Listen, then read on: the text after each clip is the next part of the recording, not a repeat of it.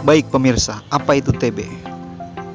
TB atau biasa disebut tuberkulosis pertama kali diketahui keberadaannya tahun 1882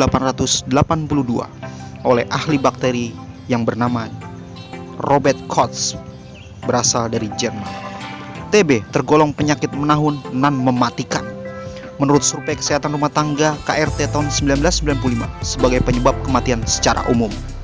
TB menduduki peringkat ketiga setelah penyakit kardiovaskular dan infeksi saluran napas. Namun, khusus di kelas penyakit infeksi, ia ada nomor 1.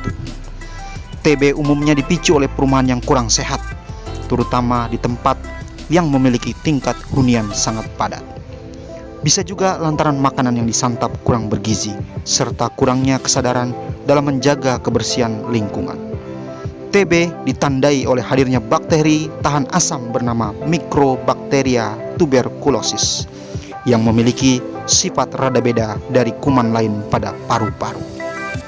Sifat-sifat berbeda itu diantaranya cepat mati bila terkena sinar matahari, cepat mati jika berada dalam air mendidih, dan akan mati setelah 24 jam terkena cairan karbon 5%. Namun sebaliknya, basil tuberkulosis dapat hidup berminggu-minggu dalam ludah di tempat yang sejuk.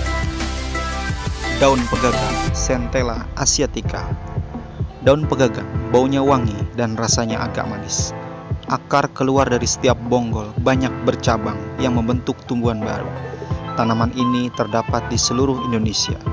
Menyukai tanah yang agak lembab dan cukup mendapat sinar matahari, seperti di padang rumput, pinggir selokan, sawah, dan sebagainya. Dari hasil penelitian juga dilaporkan bahwa tumbuhan ini praktis tidak toksik atau aman digunakan. Jadi tidak perlu ditakuti bahwa kelebihan takaran akan menyebabkan efek samping. Penyajiannya bisa dilakukan dalam bentuk teh, dikeringkan dan direndam dalam air seperti teh, atau pegagan segar diseduh dengan air panas selama 10 menit.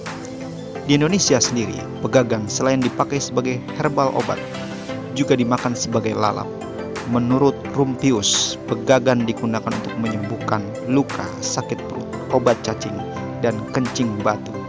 Tumbuhan ini juga digunakan sebagai obat demam, pembersih darah, hemoroid, batuk kering, dan penyakit anak-anak hidung berdarah. Ahli pengobatan herbal di Cina menggunakan pegagan untuk masalah emosi, depresi, insomnia, gelisah, stres, dan kecemasan. Pegagan mempunyai kandungan yang bisa merevitalisasi saraf dan sel otak, dan disebut makanan untuk otak karena berpengaruh langsung pada pusat saraf di otak, sehingga pegagan sering dipakai untuk memperkuat daya ingat, terutama ketika akan menghadapi ujian. Selain itu, mereka menganggap pegagan mampu memperpanjang usia, sehingga disebut The Miracle Elixirs of Life, dengan legenda seorang ahli pengobatan herbal dari China yang hidup sampai lebih dari 200 tahun dan mempunyai 23 istri karena tiap hari makan pegagan. Bahkan penelitian terakhir menyatakan bahwa pegagan bisa dipakai untuk menurunkan hipertensi, mempercepat pertumbuhan luka, meningkatkan daya ingat dan kecerdasan, menurut kadar kecemasan, dan melancarkan peredaran darah pada varises.